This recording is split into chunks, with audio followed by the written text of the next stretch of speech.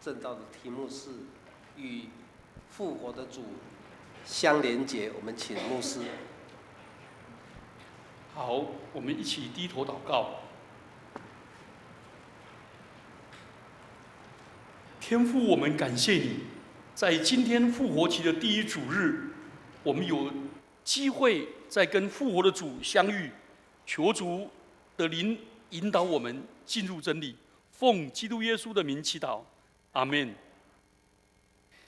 今天我们所读的经文是在约翰一书5章1到8节。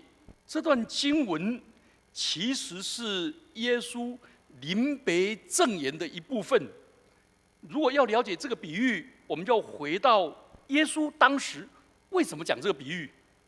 那是耶稣在最后晚餐跟门徒一起用完饭以后，那时候彼得就问：“主啊，你往哪里去？”在约翰福音13章39节。然后呢，耶稣就回答这个问题，就展开了一系列的临别赠言。蛮有趣的是，彼得他认识耶稣基督，他宣告基督说：“你是基督，是永生上帝的儿子。”这时候他问他说：“主啊，你要往哪里去？”这真是一个大哉问。他没有问说：“主啊，我要往哪里去？我们要往哪里去？”我们基督徒，我们有义务代表整个人类，跟彼得问耶稣说：“主啊，你要往哪里去？”因为我们这些人如果跟随着生命的之主往哪里去，那就是我们人生最终的出路，帮助我们定下我们人生的定位。好，耶稣呢整个完整的回答是在约翰福音14章到第17章。那里耶稣基督说，他离开门徒是对门徒有益的，因为他要回天家，为我们预备天上永恒的安宅，并且他要差遣真理的圣灵来引导我们进入真理，而且要安慰我们、扶持我们、陪伴我们，而且应许这个圣灵，借着圣灵，耶稣要与我们同住，而且耶稣要把真正的平安赐给我们，是世界上所不能得着的。那这时候耶稣就用葡萄树跟枝子的比喻，用这个比喻来做什么呢？来表明自己跟门徒密不可分的关系，使我们这些人，他讲这个比喻是要领我们跟随耶稣的去向跟终向，满怀着神所赐的恩典，来紧紧的跟随他的脚步，因为分享耶稣他战胜死亡，分享耶稣基督从死里复活，分享耶稣基督要回到天上去，我们将来也要与他一同到天上去。好，所以我们今天把这段信息分成3个部分来谈。第一个部分，我们要认识耶稣是真葡萄树。耶稣一开始就说：“我是真葡萄树。”这句话我们听起来不太能够理解，但是对于犹太人来讲，他们满怀着救恩、旧约的背景，所以他们一听就懂了。因为耶稣讲的“我是”的希腊文是 ego eimi， 我是。耶稣在约翰福音里面一共讲了7个我是，那我是葡萄树是最后一个。耶稣说：“我是生命的粮，我是从天上降下来生命的粮，我是世界的光，我是羊的门，我是好牧人，我是复活，我是生命，我是道路、真理、生命，等等等。”这个我是 ego eimi， 其实就是希伯来文的，那个字我也不会读哈。希伯来文的那个耶和华这个字啊，这个字是没有母音的，只有这个字，整个旧约里面只有这个没有母音。为什么？因为10诫的第几诫说不可以妄称耶和华的名？第3诫，对不对？不可妄称耶和华的名，所以以色列人一读到上主的名字的时候就不敢读，就读什么？读成阿多奈，我的主啦，阿多奈。他的用母音是那个子音叫做一呵五呵，那耶和华的名字叫一呵五呵，那就读不出来呀。所以你知道我们的那个圣经的那个英文译本就是 King James 译本，它怎么翻译？哎，翻不出来怎么办？那又不能翻作阿多奈啊，我的主啊。所以我们的现代译本呢，就把它翻作上主，这是最合犹太人的背景。那怎么办？那就把那个阿多奈的啊这个母音 o 跟 i 这3个母音呢，就配在e r 变成呀，呵加 o 就 ho，u 加 i 就 y， 亚和华这样的，了解吗？所以耶和华的上帝的名字叫耶和华，是我们编出来的啊。如果照现在的考古最好的叫做雅卫，雅卫这个字是这个，那怎么办呢？所以我们的圣经就把它翻作什么？出埃及记那个摩西在焚烧的荆棘中跟上帝相遇，摩西就问他说：“你是谁？那谁差我来？请你告诉我你叫什么名字，对不对？你要叫我去跟那些埃及为奴隶的我的同胞讲。”好，上帝就说：“我是自有永有的 ，I am that I am， 或者 I am who I am。”那个其实就是那个字了。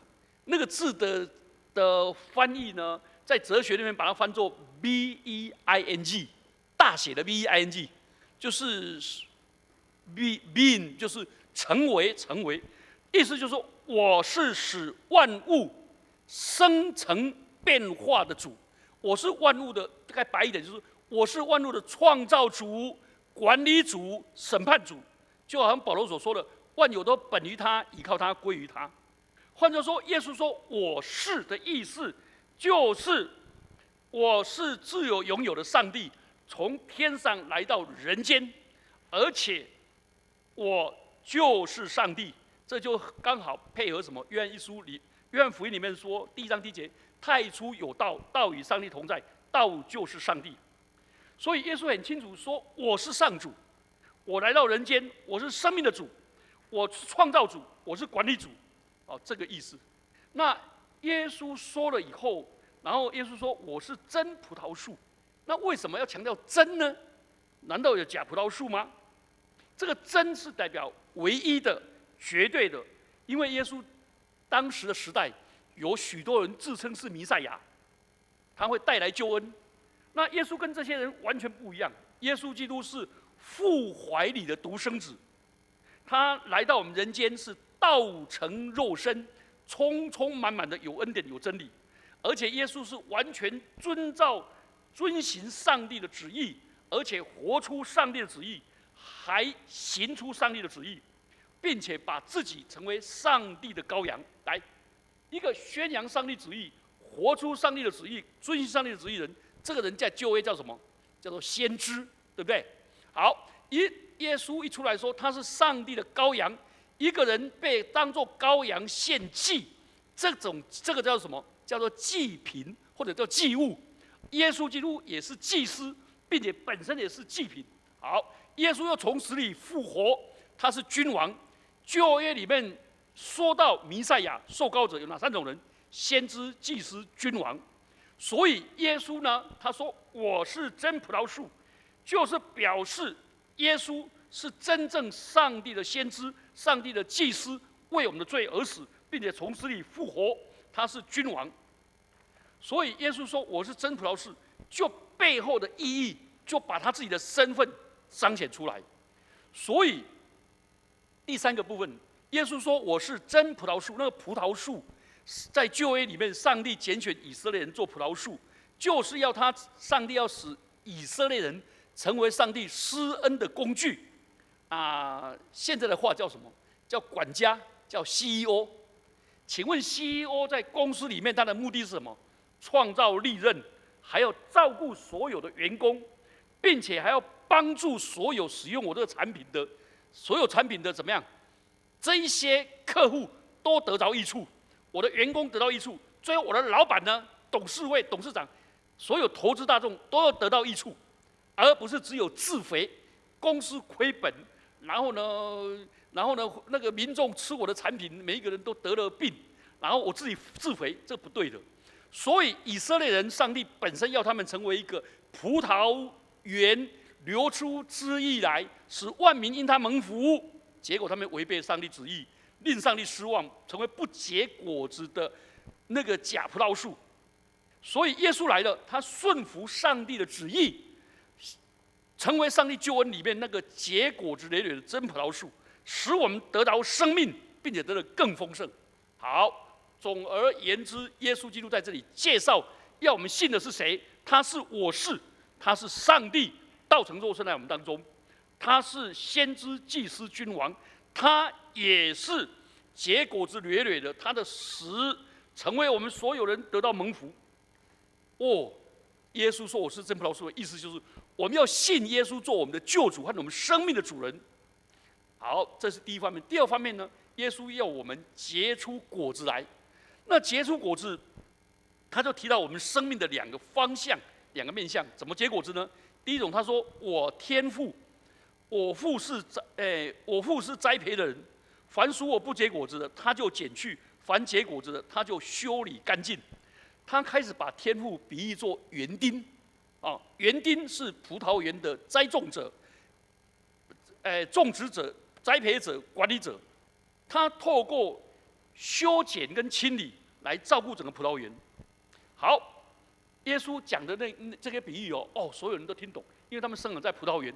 那我们现在没有几个人看过葡萄园，也没有生在葡萄园，讲起来我们这差我们太远。好了，就讲是什么？讲是。不管怎么样，耶稣用葡萄园的时候，在冬天的时候，就把所有的枯枝全部斩掉，不管有没有生产，没有生产的就挥刀一剪。然后呢，他做两个动作，一个是剪去，那完全不生长了就剪去；另外一个动作是修剪。这两个差别在哪里？那个会结果子的就修剪，使它结果子更多；那完全不结果子的就把它砍掉。那个修剪去就是砍掉。在这里很清楚告诉我们，上帝在教会当中、葡萄园在当中里面，我们每一个人都要面对上帝的审判。每一个信主人都会结果子。那如果真的在教会里面在参与那么久都不结果子的，上帝他们将来要面对上帝的审判。同样一个动作，上帝的道一听下去，在信的人是拯救的大能，在不信的人是审判的大能。所以那个审判的大能就被减去，而那个拯救的大能就是要怎么样修理更干净。所以在这里很清楚，我们每一个基督徒都是被修理的对象，修剪的对象。修剪是为了使我们结果子更多，我们每一个人都很害怕被修剪，都不情愿，因为修剪让我们感到痛苦，无法忍受，对不对？可是如果不修剪，那个枝子窜得太高，长得太密，就结不出果子来。上帝是我们生命的园丁，他大部分的修剪带给我们生命的痛苦，所以请注意我们生命中遇到许多的痛苦，并不是上帝不喜悦我们，而是上帝在身上要洁净我们。那个痛苦是有益的，而且生命里面也包含着痛苦，所以他要修剪我们。那我们每一个人都要在上帝面前谦卑说：“主啊，你是父啊，你是栽培的人，我只不过是枝子，求你在我身上修剪。要剪去什么？剪去我们里面的苦毒，我们的任性，我们的败坏，我们的嫉妒。换句话说，我们里面罪恶的本性或者老我，这些都要剪掉，因为我们嫉妒别人，苦毒他人，对人任性，乱发脾气，骄傲，最伤的是我们自己。”因为阻碍了我们跟神的关系，也阻碍了我们跟人的关系，并且发脾气的人，甚至于我们的生命就没办法跟上帝连线，也没办法跟家人相处。所以许多人是难以讨好的父亲，或者难以讨好的妈妈，对不对？这个很难。有一个小朋友在冬天、在夏天穿着好厚的衣服，人家说你干嘛？他说好冷。他说今天冷吗？他说有一种冷叫做妈妈的冷，妈妈逼我的，她冷，逼我穿的妈妈冷。他说你看我全身都冒汗了，可是我妈妈还觉得她很冷，就一定要加在我身上，类似这一类的。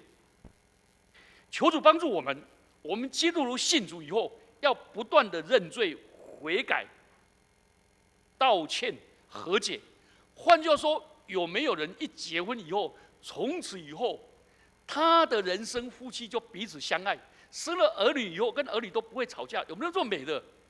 然后他走路以后就是花香长漫，对不对？天色常蓝，对不对？而且没有这样子，所以圣经上一再教导我们彼此认罪，互相代求，道歉和解，再出发。所以这条路修剪的路程就是这样子。好，第二个，住在主里面。住在主里面这个话，我们比较不太能够理解。耶稣讲的那个住的意思，就是那个枝子如果不跟葡萄树连结，它不接受葡萄树枝的那个汁液的养分的供应，它就被剪断，它就失去了生命力，也失去了活动力。换句话说，这里告诉我们，耶稣是我们的生命泉源。如果离开了这个生命的泉源，我们什么也不能做。这里说什么也不能做，不是指着你就不会吃饭啊、洗衣服啊、做功课啊、工作，这个都很会做，不是指着科学啊、记忆性的，是指着我们生命的果子。我们离开了主，我们就没有办法活出仁爱、喜乐、良善、和平、恩慈，我们就变成是靠着自己的肉体、血气。换句话说，如果这个生命人能够一连结，软弱的枝子接到基督这个葡萄树，就找到力量，找到目的；迷失的就找到他的目的；犯罪的就找到赦免跟洁净。所以在这里很显然，到底怎么样叫做住在基督里呢？我觉得约翰卫斯理他就讲了一本书，叫做《蒙恩的途径》。所以卫理公会非常强调约翰卫斯理到全世界到哪里传福音，他非常强调说，一个人刚刚一信主了，得救了，因信称义了，只不过是主里面的婴孩啊，这个婴孩要长大，不只需要管教、修剪干净，更需要的是怎么栽培他。这个栽培他就是连接在一起的意思。所以我们的成人主学，我们有开了一班，叫做灵修，叫做恩具 （Means of Grace）。换句话说，我们怎么跟耶稣基督连结？很简单，就是我们每天读圣经，把圣经的话丰富的阅读，能够默想，能够背诵更好。像我每天晚上我睡前我已经背2章圣经，都背2章啊，背到很熟。那所以有时候背了就忘记，我就一个晚上起来点灯好几次，就一直看。啊，如果半夜万一我起来小便，我就赶快再看一下圣经。通常我一次大概背20节，通常我背到第3节就睡着了，所以不会失眠。但是我一醒来半夜起来就一直背，让我里面充满神的话语，啊，就这么很美。背神的话语，默想，唯喜爱耶和华的律法作为思想的人，这人就怎么样？结果子，而且是按时候结果子，叶子也不枯干，凡他所做的尽都顺利。第二个是祈祷，祈祷是跟上帝连线，得到上帝的智慧跟能力。如果我有一个朋友，他的车子是 BMW 700的，结果他儿子去开了，然后回家没有给他加油，结果他也不知道，没有检查就开出去了，到一半，哇，糟糕！他的车子这么大，没有汽油，请问开得动吗？开不动啊，推得动吗？哦，我们5、6个人推不动。我说你这个车子跟我当兵的车子差不多，一去2、3里，跑满5、6次，修理6、7回，8、9、10人推，啊，他的不用，但是就是没有油。那我们的人生，如果我们基督徒没有油，没有枯干的怎么办？需要祷告，需要祷告。第3个需要团契生活。最近有一些人离开了教会，离开了团契，我问他说：“那你呢？那你怎么你的生命怎么成长？”他说：“我跟神的关系。”其实我们每一个人都需要弟兄姐妹的支持、陪伴、代祷、勉励、扶持、安慰、劝诫，彼此珍惜。所以每一个人都必须有团契，不然有小组。然后呢，透过崇拜也是跟上帝连接的最美的机会。所以我们每一个人都不要忽略每一次的主日崇拜，尤其我们的圣餐礼拜，每一次预备心，而且每一次参加崇拜的时候，尽可能的邀请朋友来、家人来。我在大学的时候才信主，我一信主以后，我几乎每一次崇拜没有不邀请人的。我如果发现我自己单独来聚会，我非常的自私，因为只有我能够蒙恩吗？为什么不找弟兄姐妹一起蒙恩？而且上帝的话语对信主的、对没有信主的同样有果效，所以常常是崇拜一结束以后，我们就跟那个慕道友说：“哎，你现在怎么样啊？”然后我就问他说：“你有没有？你知道不知道？我们可以亲自认识耶稣基督？那你愿意吗？”那我就带他祷告决志，就每一次大部分都可以这样。还有，我们也要透过那个灵修生活，所以如果我们灵修生活参加人最少，如果你还没有参加成人主角，赶快去参加，让你能够跟基督连结。最后一个就是我们的生命是为了要荣耀上帝，这一点非常重要。主耶稣说：“离了我，你们就不能做什么。”他这里好像是彻底质疑人性一切的努力跟成就，其实不是。我刚才已经讲过了，他不是谈到技术跟科学的，而是谈到人生命的终极价值。换句话说，离开耶稣，我们就结不出生命的果实。所以，这个所谓生命的果实，就是能不能我们就没有办法真正的荣耀上帝。如果人不荣耀上帝的话，人所作所为只不过是炫耀自己，所以我们就能够合乎神的旨意。好，我在这里要讲一个，今天讲到住在基督里，我就想起一本画本，不知道你们有没有看过，叫做《你很特别》。这是美国的一个名的基督徒作家 Max Lucado 的绘本。这个故事是什么呢？他说到，可以好像跟葡萄枝跟珠子的关系。他说有一群名叫维美克的小木头人，那个维美克的小木头人每天在做什么？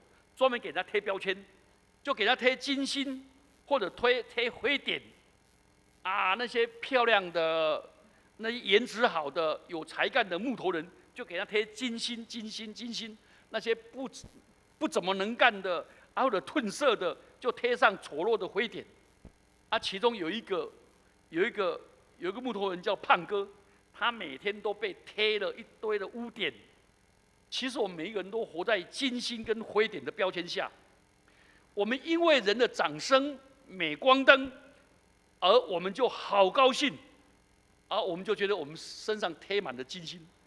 可是我们大部分人都被贴上负面的批评，而挫败或者面临沮丧。所以我们怎么跳脱不被贴标签呢？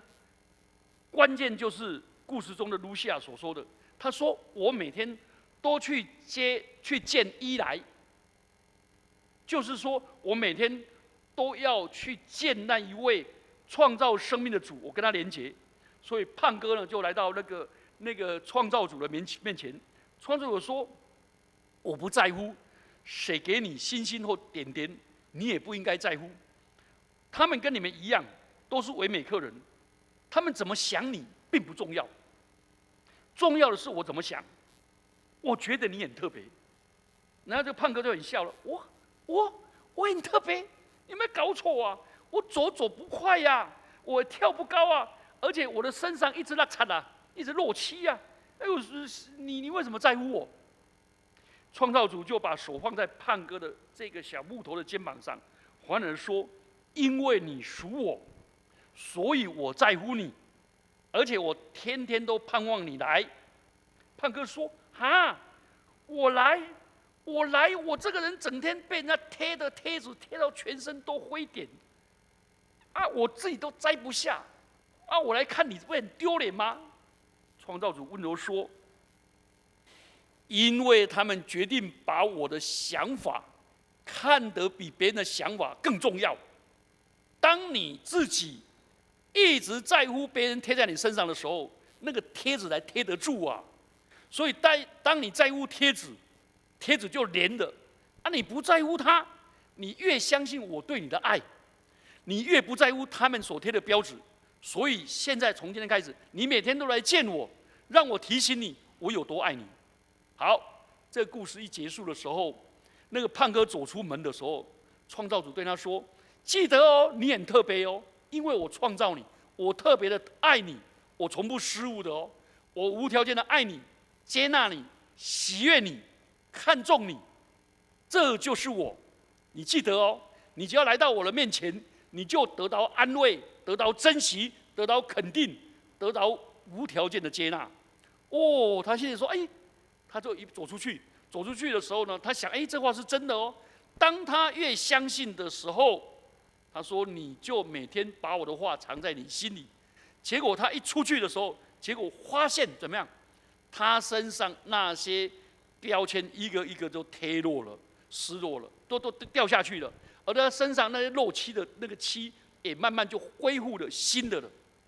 亲爱的弟兄姐妹们，我们每一天都要灵修，都要读经，都要祷告，都要参与团契。上帝就给我们，让我们在它里面结出美好的果子，我们生命里面就更丰富，而且更独特。所以求主帮助我们，基督是我们的主，而不要把别人当作我们的主。我们一辈子把我们的父母当作我们的主，我们一辈子都在还债；把我们的师长当作我们的主，我们一辈子都在追赶。真的，我们的上司给我们的那个，我们一直在追赶。当同才都是我们的主，我们一辈子都在跟他比较，真的比较计较，然后天天哇哇叫，真的是很辛苦。求主帮助我们，从神的眼光来看我们自己，然后呢，以从基督的身上得着力量、智慧。